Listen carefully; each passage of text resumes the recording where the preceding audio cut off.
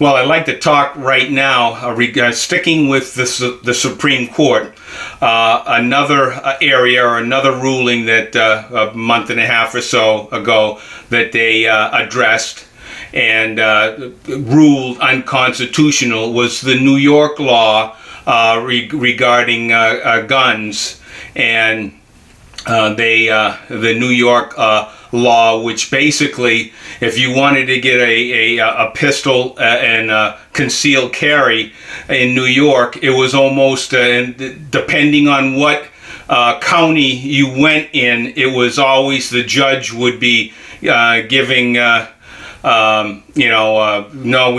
we can't, we won't issue a concealed carry. Or what they would do is part of that whole process, which could take anywhere between 8 months to over a year to get for that process to take place. And also there had to be a written statement by when you were filling out your pistol permit paperwork, a reason why you wanted to get a concealed carry. So a lot of gyrations, making it very difficult for someone that wanted to get purchase a pistol and a concealed carry.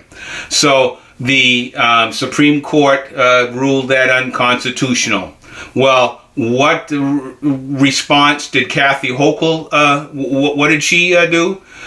Very shortly after, within weeks, they came up with legislation, more New York law that is constitutional. I'll just give you a few bullet points. What Kathy Hochul, governor of New York, wants to do is anybody that now wants to supply or apply for a pistol permit, they're going to need to give you all your social media accounts so that they can rifle through and see if you've said anything that they don't, that might catch their eye, and they can go in and say, no, you said that on that social media account. No, can't get it. Sorry. Nope.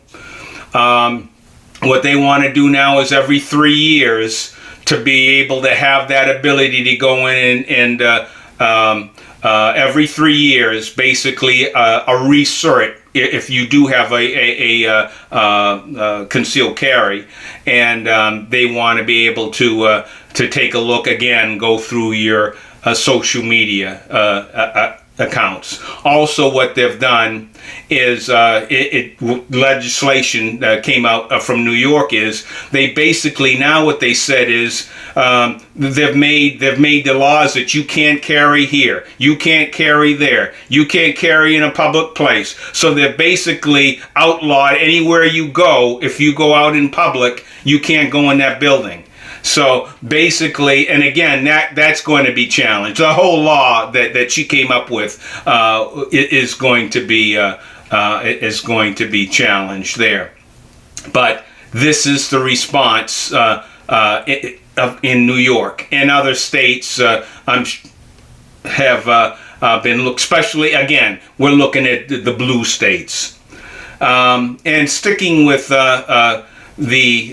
the ruling, gun ruling against New York. I want to talk, and I've got to here. I want to ask you a question. Let's just say you get a knock on the door. You walk over, you open the door, and you get a guy shining a badge in your face. It's an FBI, and the FBI says, "Yes, I'd like to."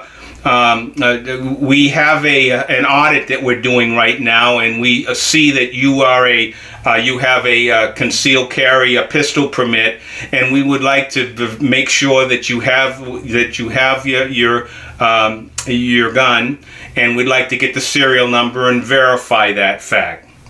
Now, my question to you is, now think about this. What are you going to say? Are you going to say, "Oh yeah, come on, sit down, have a coffee, and we'll get you our pistol"? Or are you going to say, what else would you say? I'll give you a second to think about this. The FBI comes to knocking on your door looking for your papers on whether if they know that you have a concealed carry. So here's a thought. Do you have a warrant? And again, and that should be it. If they don't have a warrant, close the door behind them. And you might say, well, isn't that kind of harsh? Look what the government has been doing, and you tell me. When you have people like James Comey, Strzok, Lisa Page, when you have people like especially Comey, but when you have people like Clapper and Brennan, and we now know that Biden administration, in fact, the DOJ, Merrick Garland, has been using his office to criminalize and go after parents at school boards, calling them domestic terrorists. So don't tell me that the government can't be used as a weapon against you. So again, FBI wants to rifle through your papers and take a look at your concealed carry and your weapons. Do they have a warrant? And again, this past Wednesday, Missouri Attorney General Eric Schmidt alerted the public that the FBI is preparing to illegally harvest the private information of Missouri concealed carry permit holders. And this governor, Schmidt, has said, let me quote here, Missouri Attorney General Eric Schmidt also is demanding the FBI cease their attempts. And here's an attorney general that's pushing back, and because he knows that this is an overreach and this is being used as a weapon. The sheriff there also, a Republican Scotland County Sheriff Brian Whitney, what he said, as the sheriff of Scotland County, I want all my residents to know that I will not allow, cooperate, or release any concealed carry information to the FBI. Even at the threat of a federal arrest, this sheriff wrote to his residents regarding his pushback and his refusal to allow the FBI to come in and try and get this information. And this took place here on Monday, that this sheriff has stood up. And talking about the sheriffs, if you don't know your sheriff, you should get to know him, because that is one of the front lines of the sheriff's departments, the sheriffs that is closest to the people. And get to know your sheriff and find out where his mindset is when it comes to your rights, and pushing back if the government wants to overreach and try and go after your guns. So just a little bit here, the Supreme Court made some rulings, but we see the left looking to see how they can, thwart those rulings. But once again here, this Kathy Hochul and what she's done, it's not going to stand. The only problem is it could take years to get a resolution, to get it back up to the Supreme Court to say, no, New York, you can't do that either. But again, that's a tactic that a lot of these ones on the left do, is to put a roadblock in it, and if it takes a couple years to go through the courts, well, well.